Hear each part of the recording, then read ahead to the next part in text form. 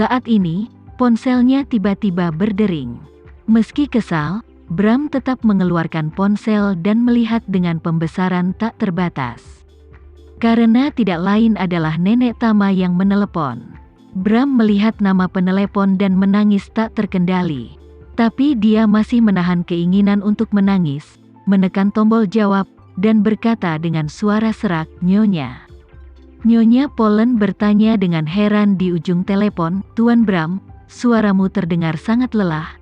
Apakah sesuatu terjadi padamu?" Bram menyeka air matanya, memaksakan senyum, dan berkata, "Semuanya baik-baik saja. Aku sudah tua, daya tahanku lemah, dan aku masuk angin dan kedinginan. Mungkin aku akan baik-baik saja dalam beberapa hari." Wanita tua Polen merasa lega dan berkata, "Keluarga Polen akan berangkat ke Jakarta dalam waktu dekat. Aku ingin tahu berapa lama kamu akan tinggal di Jakarta?" Bram menjadi bersemangat ketika mendengar ini.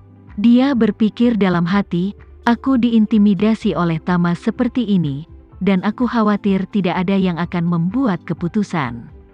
Jika Nyonya Polen datang, dia mungkin bisa membantuku menegakkan keadilan.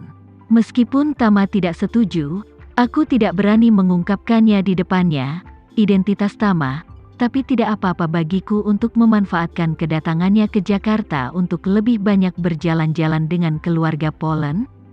Saat itu, Tama tidak mau melihat wajah biksu dan wajah Buddha. Jadi dia tidak boleh terlalu keras padaku. Memikirkan hal ini, dia dengan cepat bertanya, "Nyonya, kapan Anda berencana untuk pergi?"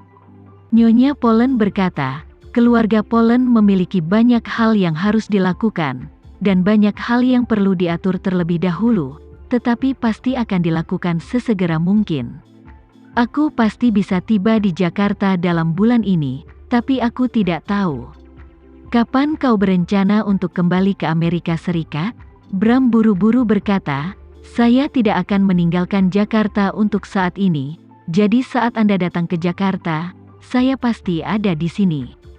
"Itu hebat, Nyonya Polen." Dia tersenyum dan berkata, "Saat itu, aku ingin memintamu Tuan Bram untuk datang dan menghitung untuk kami, untuk melihat apakah kita berada di Jakarta, apakah itu berkah atau kutukan, dan apakah kita bisa mendapatkan apa yang kita inginkan."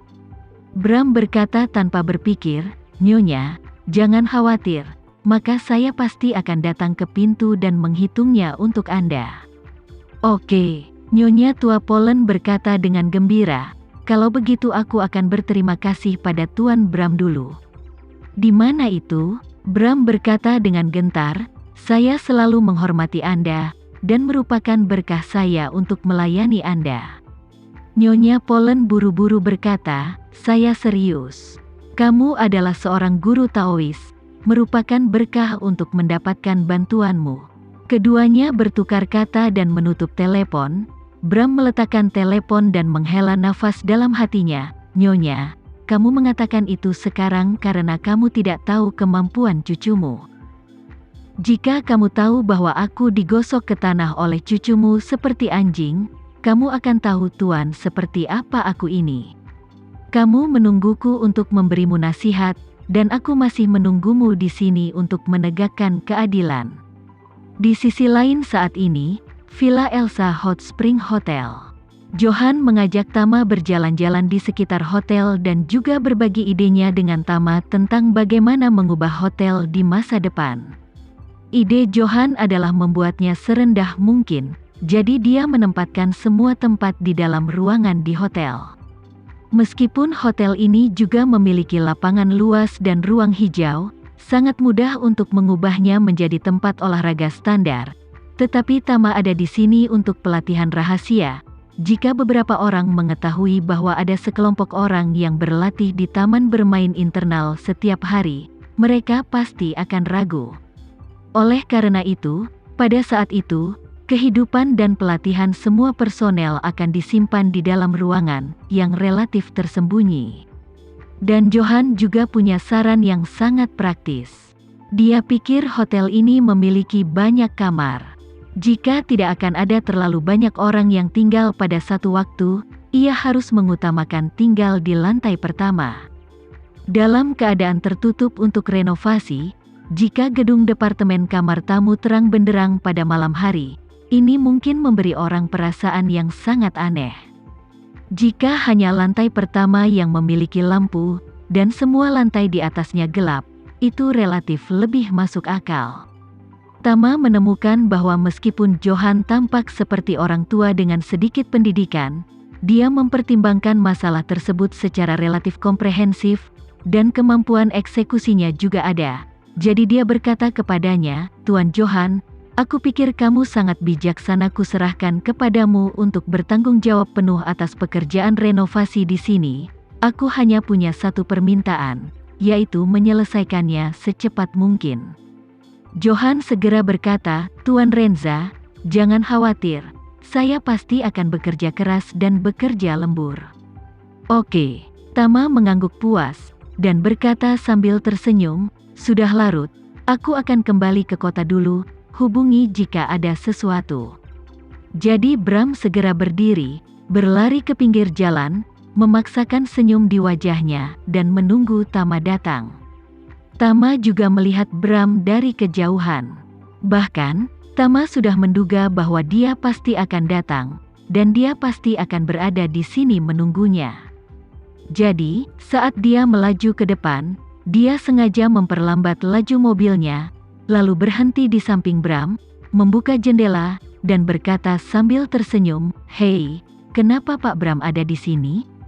Apakah Anda ingin mandi air panas?"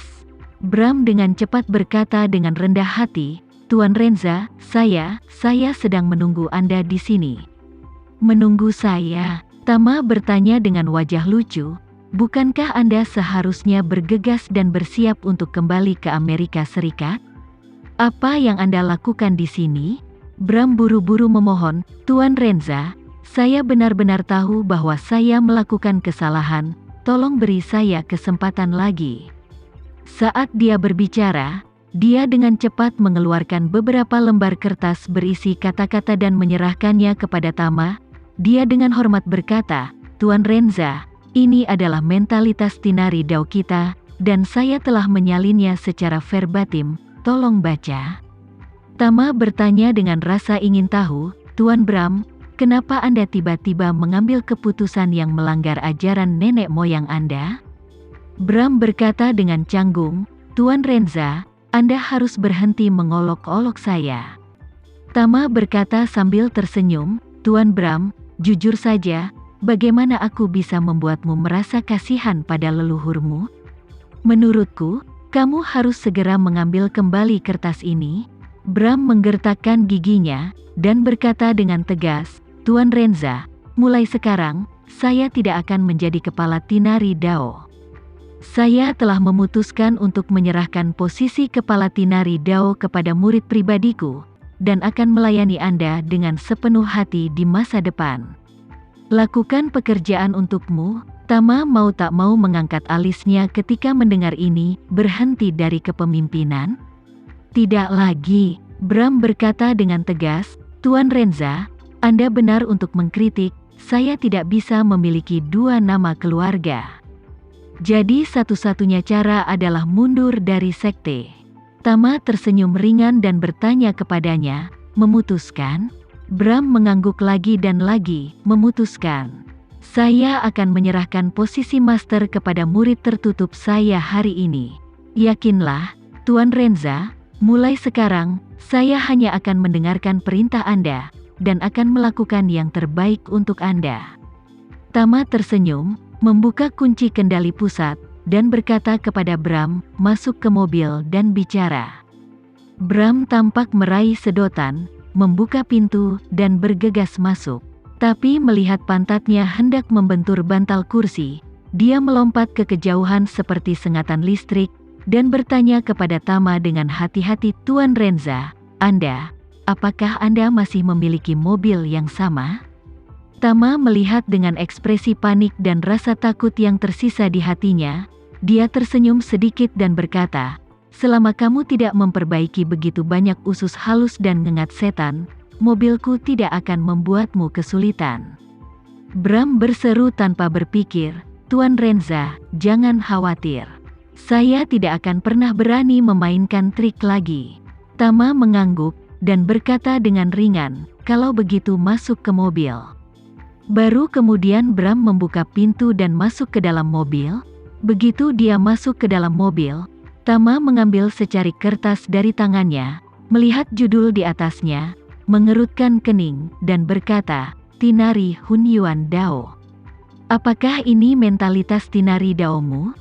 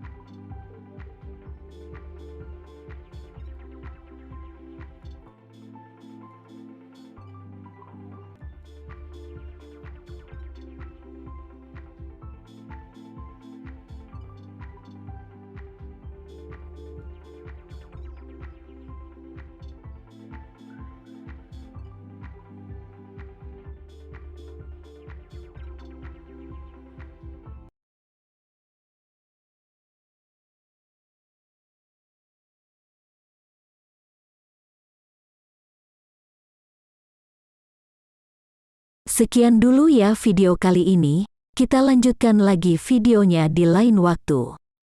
Oh iya, bagaimana menurut kalian? Semoga bisa sedikit menghibur kalian semua. Untuk teman-teman yang baru nonton jangan lupa subscribe ya hehehe. Dan kalau teman-teman ada yang ingin gabung langganan bisa langsung gabung saja untuk dapat fitur yang menarik dan sedikit membantu Mimin. Terima kasih banyak sudah menonton, sampai jumpa lagi, bye bye bye.